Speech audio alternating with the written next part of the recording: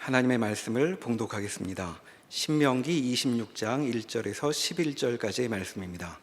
구약성경 300면에 있습니다. 신명기 26장 1절에서 11절까지의 말씀입니다.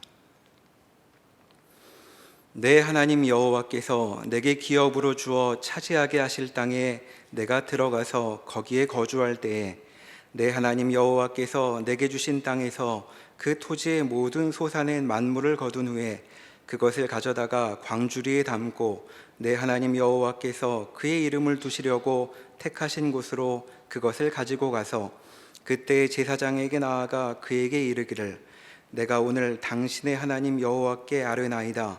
내가 여호와께서 우리에게 주시겠다고 우리 조상들에게 맹세하신 땅에 이르렀나이다 할 것이요 제사장은 내 손에서 그 광주리를 받아서 내 하나님 여호와의 제단 앞에 놓을 것이며 너는 또 내 하나님 여호와 앞에 아뢰기를 내 조상은 방랑하는 아람 사람으로서 애굽에 내려가 거기에서 소수로 거류하였더니 거기에서 크고 강하고 번성한 민족이 되었는데 애굽 사람이 우리를 학대하며 우리를 괴롭히며 우리에게 중노동을 시키므로 우리가 우리 조상의 하나님 여호와께 부르짖었더니 여호와께서 우리 음성을 들으시고 우리의 고통과 신고와 압제를 보시고 여호와께서 강한 손과 편팔과 큰 위엄과 이적과 기사로 우리를 애굽에서 인도하여 내시고 이곳으로 인도하사 이 땅 곧 젖과 꿀이 흐르는 땅을 주셨나이다.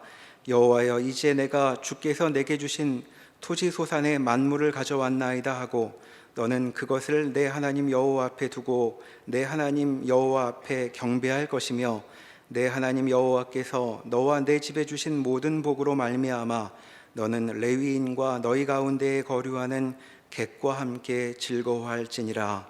아멘. 신명기 19장부터는 이스라엘 백성들이 가나안 땅에 들어가서 살아가면서 지켜야 할 율법들이 비교적 구체적인 내용으로 또 상세하게 설명이 되어지고 있습니다. 많은 율법들이 여러 내용으로 주어지는데 그 율법의 말씀들이 지향하는 것은 하나입니다. 하나님을 사랑하고 이웃을 사랑하라는 것입니다. 이러한 말씀들은 이스라엘 백성들에게 너희는 하나님을 경외하는 자로서 하나님을 예배하는 자로 살아야 하며 또 이웃과 형제들을 사랑으로 돌봐야 할 책임이 있다라고 하는 명령으로 주어집니다. 이스라엘 백성들에게 이 같은 율법의 말씀이 주어지는 것은 그들이 하나님과 언약을 맺은 언약 백성이기 때문에 그렇습니다. 하나님은 이스라엘의 하나님으로서 이스라엘 백성들을 다스리시고 이스라엘 백성들은 하나님의 백성으로서 하나님의 다스림을 받아야 합니다. 그런 언약 백성의 정체성과 지위가 주어져 있기 때문에 이스라엘 백성들은 여느 다른 민족들과는 다른 삶의 내용을 지녀야 합니다. 그것은 하나님과 맺은 언약 위에 자신들의 삶을 세워 나가야 하는 것입니다. 모세가 여러 율법의 말씀을 주면서 강조하는 것이 바로 이러한 일들입니다. 너희가 하나님의 백성인 것을 알아. 너희의 삶에서 하나님이 분리되거나 괴리되거나 놓쳐서는 안 된다라고 하는 이 말씀이 강조되고 있는 것입니다. 모든 말씀이 그러한 내용으로 주어지고 있는데 오늘 본문 말씀도 그 중에 하나입니다. 이스라엘 백성들은 가나안 땅을 차지하고 그 땅에서 많은 소산을 거두게 될 것입니다. 오늘 주어지는 명령은 너희가 그 가나안 땅에서 모든 소산의 만물을 하나님께 드려라 라고 하는 것입니다. 그 땅에서 농작하여 얻게 되는 첫 열매를 온전히 하나님께 드리라 라고 하는 것입니다.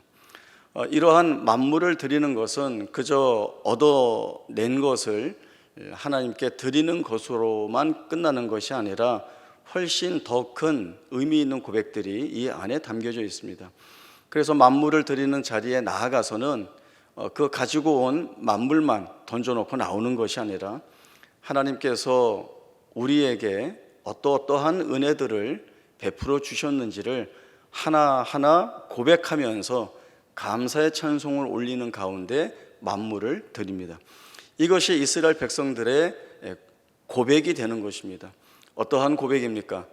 우리가 얻은 모든 소산이 하나님으로부터 왔습니다. 하나님이 우리에게 주신 것입니다.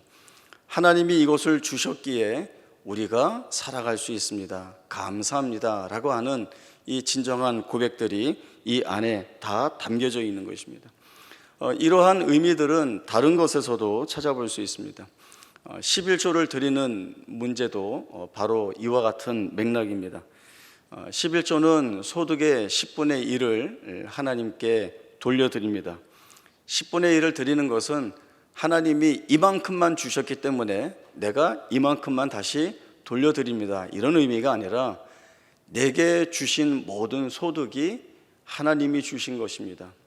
내가 열심히 일하고 노력했지만 이 모든 것은 하나님이 주신 것입니다 라고 하는 고백이 그 안에 있는 것이고, 그리고 그 고백을 드러내기 위한 방법으로 하나님으로부터 받은 것 중에 일부를 구별하여 하나님께 드리는 것입니다. 이 드림도 그저 드리는 것으로 끝나는 것이 아니라 앞에 만물을 드릴 때에 감사의 고백들을 찬송으로 하나님께 올리는 것처럼 진정한 감사를 담아 하나님께 드리는 것이 마땅한 모습입니다. 이러한 유의 고백들은 우리가 하나님의 은혜 아래에 있습니다. 더 나아가서는 우리가 하나님의 통치 아래에 있는 자들입니다 라고 하는 귀한 신앙 고백을 하게 합니다. 이 신앙 고백을 갖는 것이 아주 중요합니다. 왜냐하면 내가 어디에 있는지, 내가 누구에게 주도권을 드리고 있는지를 분명히 알아야 내 삶 전체가 달라지기 때문에 그렇습니다. 신명기 8장 11절에서 18절까지의 말씀 찾아보겠습니다. 신명기 8장 11절에서 18절까지의 말씀 보겠습니다. 내가 오늘 내게 명하는 여호와의 명령과 법도와 규례를 지키지 아니하고 내 하나님 여호와를 잊어버리지 않도록 삼갈지어다. 네가 먹어서 배부르고 아름다운 집을 짓고 거주하게 되며 또 내 소와 양이 번성하며 내 은금이 증식되며 내 소유가 다 풍부하게 될 때에 내 마음이 교만하여 내 하나님 여호와를 잊어버릴까 염려하노라. 여호와는 너를 애굽 땅 종되었던 집에서 이끌어내시고 너를 인도하여 그 광대하고 위험한 광야 곧 불뱀과 전갈이 있고 물이 없는 간조한 땅을 지나게 하셨으며 또 너를 위하여 단단한 반석에서 물을 내셨으며 내 조상들도 알지 못하던 만나를 광야에서 내게 먹이셨나니 이는 다 너를 낮추시며 너를 시험하사 마침내 내게 복을 주려 하심이었느니라. 그러나 내가 마음에 이르기를 내 능력과 내 손의 힘으로 내가 이 재물을 얻었다 말할 것이라. 내 하나님 여호와를 기억하라. 그가 내게 재물 얻을 능력을 주셨습니다. 이같이 하심은 내 조상들에게 맹세하신 언약을 오늘과 같이 이루려 하심이니라. 아멘. 이스라엘 백성들은 가나안 땅을 차지하게 될 것입니다. 또 그 가나안 땅에 들어가서 먹어서 배부르며 아름다운 집에 거주하게 될 것이며 소와 양이 번성하며 은금이 증식되며 모든 것이 풍성하게 될 것입니다. 이것은 하나님이 이스라엘 백성들에게 약속해 주신 것입니다. 하나님이 약속하셨기 때문에 사람이 약속한 것과는 전혀 다릅니다. 사람이 한 약속은 이루어질 가능성이 없을 때도 있지만 하나님이 주신 약속은 사실 다 이루어진 것으로, 받은 것으로 보아야 합니다. 왜냐하면 하나님이 그 일을 반드시 이루어 가실 것이기 때문에 그렇습니다. 하나님이 이러한 약속을 주셨고 이스라엘 백성들이 가나안 땅을 말씀하신 대로 차지하게 되고 그 땅에 들어가서 모든 것들이 부유하고 넉넉하고 풍부하게 되면 제일 먼저 생각해야 할 것이 하나님이 약속하신 것을 우리에게 허락하셨다라고 하는 생각이어야 합니다. 그러면 그 하나님 앞에 나아가 마땅히 감사하고 그 하나님을 잊어버리지 않고 잘 경배하고 섬기는 것이 언약 백성의 책임 있는 자세요 모습이 될 것입니다. 그러나 이스라엘 백성들은 경고를 받고 있습니다. 너희의 마음이 교만하여져서 너희가 얻게 된, 너희의 손에 쥐게 된 모든 것들을 내 능력과 내 손으로 이 재물을 얻었다고 말할 것이다 라고 하는 것입니다. 이스라엘 백성이 내 능력과 내 손의 힘으로 이 재물을 내가 얻었다라고 말하면 그때에는 그들은 교만하여 하나님을 잊어버리게 된 것입니다. 그리고 교만하여 하나님 없이도 살 수 있다라고 하는 혼자만의 자신감에 빠져 있을 때입니다. 그것이야말로 무지한 것이고 교만한 것이고 바로 그것이 죄가 됩니다. 이스라엘 백성들은 모세가 꾸준히 반복하여 말하고 있는 대로 하나님의 통치 아래 자신들을 세워야 합니다. 그러나 이 하나님의 통치 아래 들어간다는 것이 얼마나 어려운지는 우리도 잘 알고 있습니다. 슬하라는 말을 알고 있죠. 슬하의 자녀를 몇 두었다, 이런 표현할 때 씁니다. 슬하라고 하는 것은 무릎 슬자에 아래 하자를 써서 자녀를 무릎 아래에 두었다라고 하는 말입니다. 이 말의 뜻은 자녀들이 부모의 권위 아래에 있고 또 부모의 보호와 테두리 안에 있다라고 하는 뜻이 그 안에 담겨 있습니다. 자녀들이 이렇게 부모의 권위 아래, 보호 아래, 테두리 안에 있지만 어떻게 삽니까? 말 안 듣죠. 말 안 듣습니다. 자기가 알아서 하겠다고 하고 고집 피웁니다. 그 부모와 늘 마찰을 일으키고 대립각을 세웁니다. 그러나 이 아이들이 철이 들면 스스로 부모의 슬하 아래 들어오게 됩니다. 부모의 권위 아래 들어와 부모를 사랑하게 되고 존경하게 되고 부모를 잘 섬기게 됩니다. 언제 이렇게 될까요? 철이 들 때라고 하는 것이 무엇을 말할까요? 그것은 비로소 부모의 마음이 무엇인지를 알 때, 그때서야 자녀들의 이러한 바른 모습이 드러나게 됩니다. 마찬가지로 하나님이 우리에게 어떤 분이시며 그 하나님이 우리에게서 행하신 일들이 무엇인가를 놓치지 않고 기억한다면 그 하나님의 통치 아래 나의 전 인격과 내 삶을 온전히 밀어넣을 수가 있습니다. 그래서 모세가 신명기의 말씀에서 꾸준히 끄집어내어 말하고 있는 것이 과거에 하나님이 우리를 어떻게 인도해 오셨고 그 하나님이 우리에게서 행하신 역사와 일들이 얼마나 광대했는가를 말하고 있는 것입니다. 애굽에서 어떻게 이끌어내셨으며 홍해를 어떻게 건너게 하셨으며 그 척박하고 거친 광야에서 40년 동안 어떻게 살게 하셨으며 다른 대적들과 싸워 어떻게 이기게 하셨는가를 기회가 있을 때마다 그 사건들을 하나하나 끄집어내어 하나님의 놀라우신 은혜의 역사들을 말씀해 주고 있습니다. 이런 하나님이시기 때문에 이런 하나님이 이스라엘 백성들 가운데 찾아오셔서 함께 하시고 인도하고 계시기 때문에 모든 정황 속에서 이스라엘 백성들이 자신이 처해 있는 그 어떤 정황 속에서도 원망과 불평을 드러내기보다는 하나님께서 또다시 새롭게 일어나 이스라엘 백성들을 위해 일하실 일들을 기대하는 것이 마땅하다는 것입니다. 그 일들을 어떻게 해야 하겠습니까? 모세가 이스라엘 백성들에게 하나님 은혜를 베풀어 주신 것들을 하나하나 끄집어내어서 되돌아보게 한 것처럼 우리도 우리에게 하나님이 행하셨던 은혜들을 찬찬히 되돌아보는 것이 필요합니다. 그 은혜들을 하나하나 헤아려 보는 것이 필요합니다. 내가 놓치고 지나갔고 내가 은혜라고 여기지 않았던 일들을 내가 찾아내고자 돌아보면 하나님이 보게 하십니다. 하나님이 얼마나 크게 일하셨는지. 내가 절망하지만 하나님은 나를 절망하는 자리에 내버려 두지 않으시고, 나는 포기하지만 하나님은 나를 포기하는 자리에 내버려 두지 않으신 그 일들이 얼마나 무수히 우리의 삶에 많은지 모릅니다. 이동우라고 하는 개그맨이 있습니다. 그분은 방송인으로 굉장히 활동을 활발하게 하다가 어느 날 갑자기 망막 색소 변성증이라고 하는 희귀 질환을 겪게 됩니다.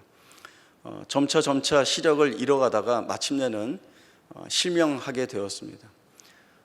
그가 그 고통의 자리에서 겪은 비참함이라고 하는 것은 이해하려고 해도 다 이해할 수 없는 일들이죠. 얼마나 힘들었겠습니까? 그분의 말로는 5년이라고 하는 짧지 않은 시간 동안 절망과 그 어둠 속에서 헤어나오지 못하고 모든 것들을 다 포기하고 그렇게 지쳐 살고 있었다고 합니다. 그런데 자기가 거기에서 빠져나올 수 있었던 것은 가족들의 간절한 기도가 있었고 또 그 어두운 가운데에서 빛으로 찾아오신 하나님의 은혜가 있었다는 고백을 그가 합니다. 그리고 그는 마침내 일어나 자신의 생애가 이렇게 앞을 보지 못하는 그러한 것으로 인한 불행하다, 나는 이제 망했다라고 하는 것으로 끝내지 않고 하나님이 이러한 내게서 주의 역사와 일들을 보게 하시고 그 모든 것들을 간증하게 하시는 은혜에 서 있는 자로 자신을 삼으셨다라고 하는 고백을 합니다. 그리고 그가 완전한 사랑이라고 하는 작사, 작곡을 해서 노래를 발표하게 됩니다. 그 가사를 제가 잠시 읽어드리겠습니다. 춥고 어두웠던 길, 많이 무서웠던 길, 달빛조차 꺼진 절벽 끝에서 눈 감았던 그 길, 제발 살려달라고 내 손 잡아달라고 울며 애원해도 비바람 쳤고 나는 하늘을 미워했네.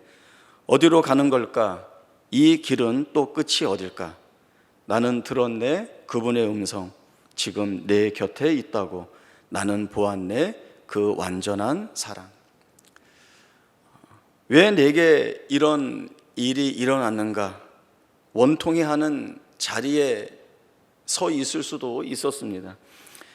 나는 불행한 인생이구나, 이렇게 자포자기하고 절망하는 자리에만 서 있을 수도 있었습니다. 그러나 그런 그를 하나님이 찾아가셔서 너가 원통해하는 자리에 버려져 있지 않다고, 너가 불행한 인생으로 끝나지 않는다고 말씀해 주시고, 오히려 내가 하나님께 은혜를 입은 자라는 고백을 가지고 세상 앞에 그리고 하나님 앞에 자신을 세울 수 있도록 하나님께서 이끌어내 주신 것들을 우리로 하여금 보게 하십니다. 3년 전인가요? 우리 교회 정교인 수련회 때 개그우먼 이성미 씨가 오셔서 간증을 한 적이 있었죠. 그때 간증했던 말씀들이 아주 뚜렷이 기억이 납니다. 자기가 아들과 사이가 좋지 않은 때가 있었다고 합니다. 이 아들이 학교도 잘 가지 않고 자주 결석하고 또 공부도 안 하고 늘 사고만 치니까 이 아들만 생각하면 속이 상해서 아들을 볼 때마다 화를 내고 잔소리를 하고 나무라고 그랬다는 거죠. 너 그렇게 공부 안 하다가는 망한다, 너 꼴 보기 싫다, 너 내 눈에서 없어졌으면 좋겠다 라고 하는 것이 늘 입안에 담겨있는 아들을 향한 도끼 어린 잔소리였습니다. 그런 얘기를 듣는 아들도 마음이 편했겠습니까? 그런 이야기를 들을 때마다 계속해서 더 엇나가게 되고 엄마의 관계는 계속 허물어져 갔습니다. 어느 날도 아들 생각에 속상해서 속으로 계속 아들 욕을 하고 있는데 자기 마음속에 이런 하나님의 말씀이 들렸다는 겁니다. 너 말대로 해줄까? 망하게 해줄까? 꼴 보기 싫게 만들어 줄까? 그 음성을 듣자 이성미 씨가 그 자리에서 아니에요 하나님, 제가 잘못했습니다, 그렇게 하지 마세요. 그리고는 매일매일 아들을 위해서 기도했다고 합니다. 그러자 아들 향해 가지고 있던 원망이나 불평들이 눈 녹듯 사라지고 이 아들을 하나님의 마음으로 잘 품어야겠다는 생각이 들었다는 거예요. 그래서 아들에게 가서 내가 그동안 너에게 했던 이 모든 말 잘못했다, 미안하다, 용서해다오, 이렇게 울면서 얘기했더니 아들도 엄마를 울면서 껴안으면서 엄마 왜 이제야 철이 들었어요, 이렇게 얘기를 했다는 거죠. 하나님의 은혜가 임하니까 제일 먼저 자기가 변하고, 자기가 변하니까 아들이 변하고, 또 그 아들이 변하니까 자신의 생애가 바뀌어 간다는 것들을 충분히 경험을 했다라고 하는 것입니다. 하나님이 이루어 가시는 모든 과정 하나하나가, 그리고 그 과정 안에 담아 놓으신 확인시켜 주시는 증거 하나하나가 얼마나 복된지, 얼마나 은혜로운지, 얼마나 감사한지 모른다는 고백이 그에게 있었습니다.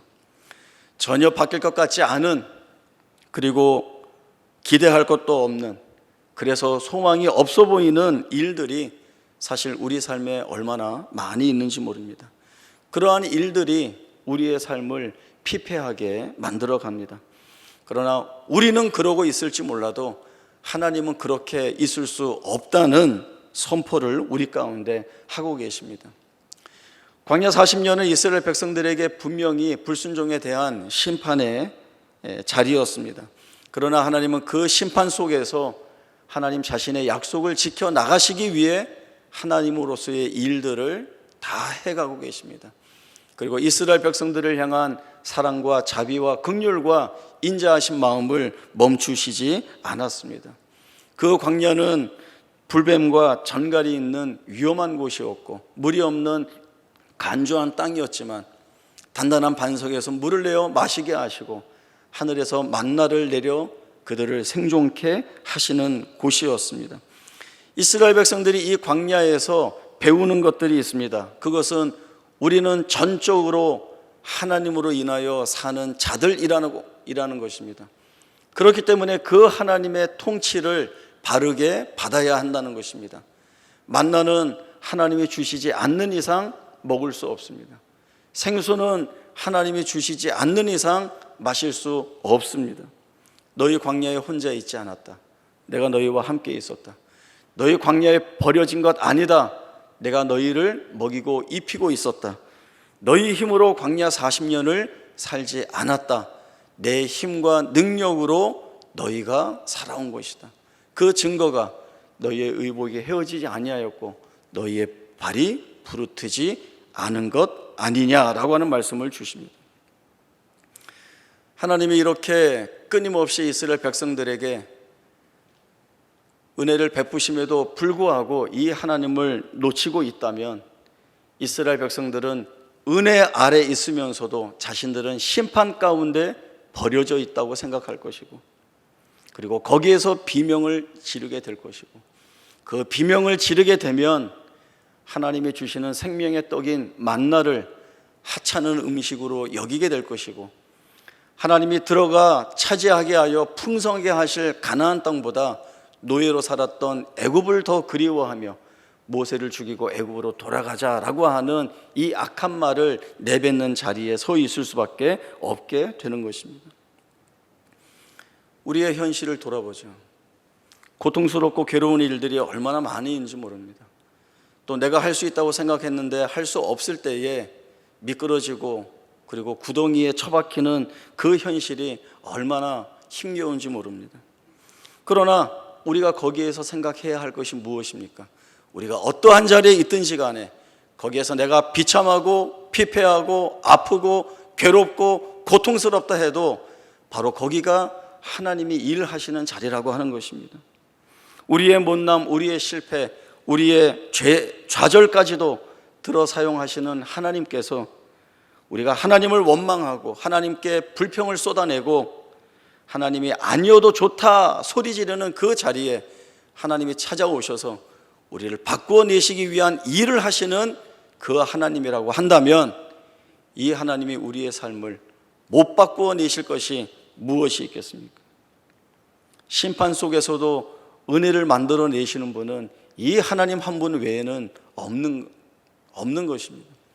이사야 61장 1절에서 9절까지의 말씀 보겠습니다.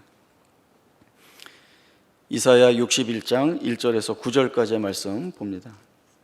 주 여호와의 영이 내게 내리셨으니 이는 여호와께서 내게 기름을 부으사 가난한 자에게 아름다운 소식을 전하게 하려 하심이라. 나를 보내사 마음이 상한 자를 고치며 포로된 자에게 자유를, 갇힌 자에게 노임을 선포하며 여호와의 은혜의 해와 우리 하나님의 보복의 날을 선포하며 모든 슬픈 자를 위로하되 무릇 시온에서 슬퍼하는 자에게 화관을 주어 그 죄를 대신하며 기쁨의 기름으로 그 슬픔을 대신하며 찬송의 옷으로 그 근심을 대신하시고 그들이 의의 나무 곧 여호와께서 심으신 그 영광을 나타낼 자라 일컬음을 받게 하려 하심이라.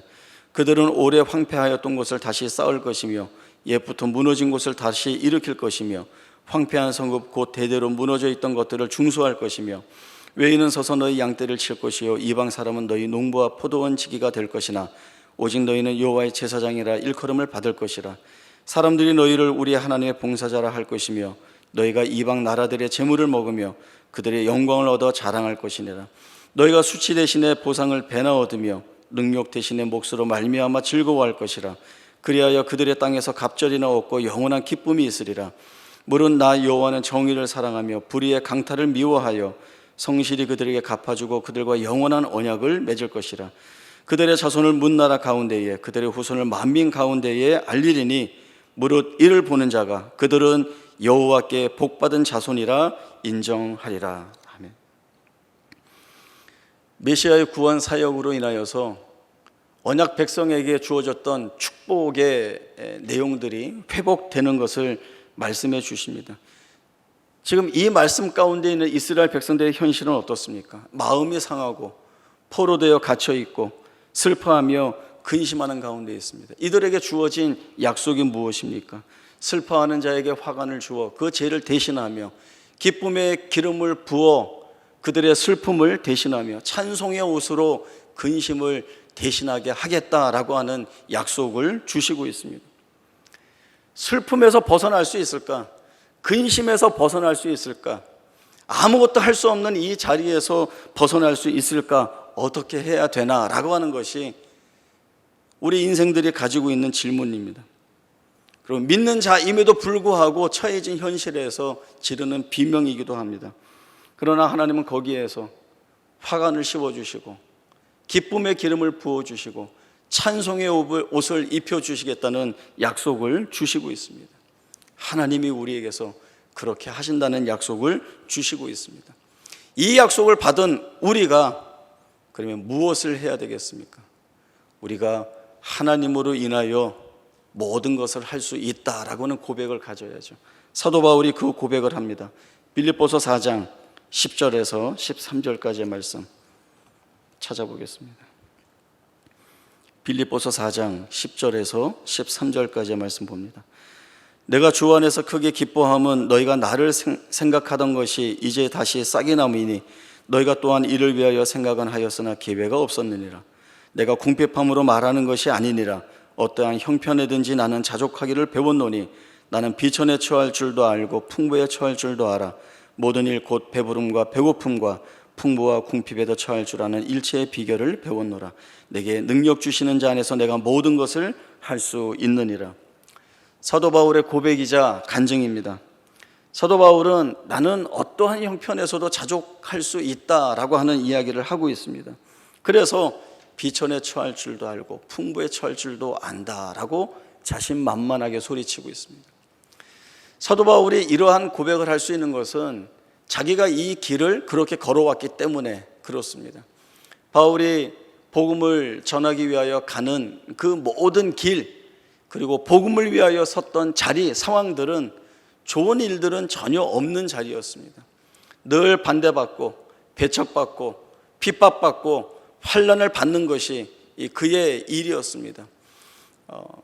영적으로도 괴로움을 겪어야 했고 경제적으로도 어려움을 겪어야 했고 육신의 고통 가운데 사로잡혀 있어야 하는 것이 사도 바울이 복음의 길을 가면서 짊어져야 했던 짐이자 몫이었습니다.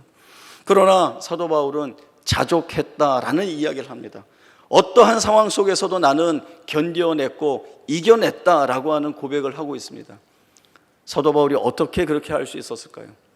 그가 다른 사람보다 강력한 의지의 소유자여서 그렇게 할 수 있었을까요? 아니면 다른 사람보다 더 많은 노력을 했기 때문에, 아니면 그가 긍정적인 마음을 품고 있었기 때문에, 아니면 타고난 성격이 낙천적이어서 그랬을까요? 그렇지 않습니다. 그가 이야기를 하고 있습니다. 고백하고 있습니다. 내게 능력 주시는 자 안에서 이 모든 것들을 내가 다 할 수 있다라고 하는 것입니다. 사도 바울은 자기가 하는 것이 아니라는 것을 알고 있습니다. 내게 능력 주시는 자 안에 있을 때에만 이 모든 것들이 가능하다는 것을 알고 있습니다. 이러한 은혜는 사도 바울에게만 주신 은혜가 아닙니다. 우리 모두에게도 하나님이 주신 은혜입니다. 단순하지만 단순하지 않게 생각할 것들을 많이 던져주는 단순한 이야기가 하나 있습니다. 어떤 사람이 낭떠러지에서 그 가느다란 줄 하나에 의지해서 간신히 버티고 매달려 있습니다. 위험하죠. 구해달라는 소리를 하나님께 외칩니다. 하나님 도와주세요. 하나님 살려주세요. 아무리 소리치도 응답이 없습니다. 다시 소리칩니다. 하나님 왜 아무 말씀도 안 하세요? 왜 안 구해주세요? 그때 하늘에서 하나님의 음성이 들렸습니다. 내 손을 놔라. 그러면 내가 너를 구해줄게. 이 손을 놓으라고요? 이 손을 놓으라고요? 잠시 생각하더니 하나님 말고 다른 사람 없어요. 이렇게 이야기를 했다는 거죠. 약간 유머도 있고 단순하지만 우리가 무엇을 생각해야 될까라고 하는 질문을 던집니다. 손을 놔라. 손을 놔라. 그러면 내가 너를 붙들겠다. 사실 우리는 우리의 삶 가운데에서 이러한 응답을 얼마나 많이 듣고 있는지 모릅니다. 하나님의 그 응답을 주십니다. 우리가 손을 놓지 못하고 있습니다. 여전히 내가 붙들고 있고 내가 붙들어야 무언가 해결이 될 것 같고 하나님께 맡기는 것보다 현실적으로 내가 하는 것이 더 낫지 않겠는가라고 하는 생각들이 끊임없이 우리에게 쏟아져 오고 있습니다. 여기가 싸움이죠. 여기가 싸움입니다. 그리고 여기가 바로 하나님에 대한 믿음을 발휘하는 자리라고 하는 것, 그리고 그 믿음을 발휘하는 자리에서 하나님이 역사하는 자리로 바꿔내신다는 것들을 저희들이 놓쳐서는 안 됩니다. 내일 아침에 밖에 나가도 다시 만나가 내려 있을까라고 하는 생각. 모세가 손을 안 내리면 정말 우리가 아말렉을 이길 수 있을까? 소리만 질러도 여리고 성벽이 무너지겠는가? 이런 생각, 이런 고민, 이런 염려들이 우리의 발목을 잡습니다. 그러나 우리의 발목을 잡는 바로 거기에서 하나님이 일하신다는 사실들을 저희들은 놓쳐서는 안 됩니다. 이스라엘 백성들이 모압 평지에서 일어나 가나안 땅으로 들어가기 위해서는 요단강을 건너야 됩니다. 그 당시에 요단 강물은 강수량이 많아서 대단히 큰 강이었습니다. 그 강을 건너가야 가나안 땅에 들어갈 수 있는데 하나님이 주신 명령이 있습니다. 제사장들이 언약궤를 메고 그 요단 강으로 들어가라는 것입니다. 제사장들이 언약궤를 메고 요단 강물에 발을 내디뎠을 때 그때 요단 강물이 멈췄습니다. 상류에서는 흘러내리던 강물이 벽처럼 섰다라고 하는 것이 성경의 증언입니다. 흘러가던 강물들이 다 말라붙어서 마른 땅을 지나가게 하시는 것이 아니라 흐르고 있는 땅에 내 발을 내디드라는 명령이 이스라엘 백성들에게 주어진 것입니다. 그 말씀에 순종했을 때에 그들에게 기적처럼 일어나는 하나님의 역사가 있었음을 보게 하심으로 인하여서 가나안 땅에 들어가는 이 첫 발이 하나님이 행하여 주시는 것이어야 한다라고 하는 사실들을 이 이스라엘 백성들이 보게 됩니다. 신자의 삶, 우리의 삶이 어떻습니까? 세상 가운데 살고 있다고 해서 우리가 세상의 원리와 가치대로 살아야 합니까? 하나님 원하시는 것 그것 아닙니다. 우리는 이 세상에 이 현실에 발을 딛고 있지만 하나님은 하나님을 향하여서 우리의 발을 내디드라는 그러한 은혜의 말씀을 우리에게 주시고 있습니다. 우리가 하나님의 통치 영역 안에 있다는 사실을 인정할 때에야 우리는 하나님께 한 발을 내디딜 수가 있습니다. 그래야 우리는 거기에서 우리를 향해 일하시는 하나님의 은혜로운 역사들을 보게 될 것입니다. 이제는 일상이 많이 바뀌었습니다. 하나님이 회복해 주시기를 간절히 기도하기도 하고 또 그 회복의 때까지는 이 바뀐 일상 속에서 하나님의 통치를 받는 우리가 어떠한 믿음으로 어떠한 마음으로 하나님 앞에 내 삶을 드릴까를 고민하면서 기도해야 할 때라는 것이 바로 우리의 결론이어야 합니다. 우리의 만물을 하나님께 감사히 드리기를 원합니다. 또 우리의 생애를 그런 고백을 가지고 하나님께 온전히 드릴 수 있기를 바랍니다. 그렇게 될 때 하나님의 통치하시는 역사가 우리의 삶을 바꾸어 내시고 또 우리의 삶에서 이루어 내시는 것들이 얼마나 복된 것인가를 증거할 수 있는, 간증할 수 있는 우리 모두의 복된 생애가 될 수 있기를 바랍니다. 기도하겠습니다. 하나님 아버지 은혜를 감사합니다. 힘겹고 어려운 삶을 살아가지만 그곳에 좌절과 비참함과 그리고 비명만이 있지만 바로 거기가 하나님이 찾아오시는 자리이고 거기에서 우리를 위한 하나님의 은혜로우신 역사가 있음을 믿습니다. 그 하나님께서 일하신다 약속하셨으니 그 하나님의 약속을 믿고 우리의 믿음 있는 발걸음을 한 걸음 내딛습니다. 우리의 발걸음에 복을 더하시고 은혜를 더하여 주시어서 하나님의 약속하심이 우리의 생애를 얼마나 부유하게 만드는지 넉넉하게 만드는지를 알아 우리의 전생에 그 자리가 어떠하더라도 그 정황이 어떠하더라도 거기에서 하나님을 찬송하는 인생으로 살아가는 저희 모두가 되게 하여 주옵소서. 거룩하신 예수님의 이름으로 기도하옵나이다. 아멘.